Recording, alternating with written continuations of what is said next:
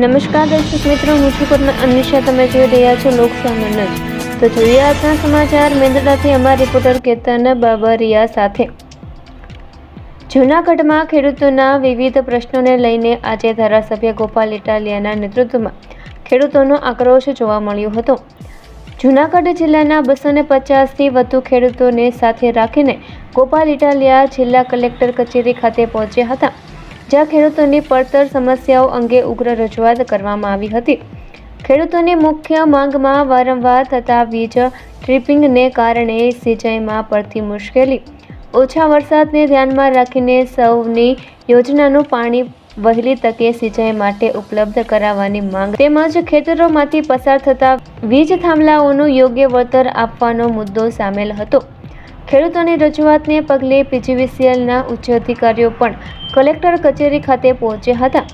Collector અને પીજીવીસીએલના અધિકારીઓએ ખેડૂતોની સમસ્યાઓ સાંભળી અને યોગ્ય તથા ઝડપી કાર્યવાહી કરવાની ખાતરી આપી હતી. જોકે જો ખેડૂતોના પ્રશ્નોનું વહેલી તકે નિરાકરણ નહીં આવે તો ખેડૂતો સાથે ગાદલા ગોદડા લઈને પીજીવીસીએલની કચેરી ખાતે ધરણા પર બેસવાની ચીમકી ધારાસભ્ય ગોપાલ ઇટાલિયા દ્વારા આપવામાં આવી છે. હવે જોવાનું એ રહેશે કે ખેડૂતોની વીજળી અને સિંચાઈ સહિતની સમસ્યાઓનો તંત્ર દ્વારા કેટલા સમયમાં ઉકેલ લાવવામાં આવે છે.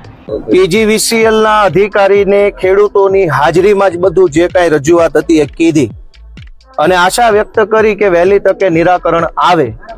જો નિરાકરણ નહીં આવે તો બધા જ ખેડૂતો સાથે ગાદલા લઈ, હાર્મોનિયમ તબલા લઈ રામધૂન કરવા માટે થઈ જીઈબી ઓફિસ અમે જવાનું આયોજન ગોઠવ્યું છે. પણ આશા રાખીએ કે અમારે લાઇટ જેવી લાઇટ માટે તે કગરવું ન પડે. મેં અધિકારીને કીધું કે અમે ક્યાં તમારી પાસેથી લાઇટ માટે પણ જીઈબી ના સાહેબોને ભૈસાબ બાપા કરવાનું, કગરવાનું, એવું તો ના ચાલે. દેશ હમણાં 15મી ઓગસ્ટે આઝાદી દિવસ ઉજવો, 80મો આઝાદી 80 વર્ષની થઈ આવી અને અહીંયા તો જીઈબી વાળાની લાઇટ આવતી નથી. તો મેં કીધું છે કે ભાઈ આ લાઇટના તમામ પ્રશ્નોનું નિરાકરણ આવે એવું કંઈક કરજો. હવે આશા રાખીએ છીએ, નહીતર ગાદલું, હાર્મોનિયમ ને પેટી તો છે જ, તબલા. Thank you. તો ફરી મળીશું એક નવા સમાચાર સાથે. ત્યાં સુધી જોતા રહો લોકસામાન્ય.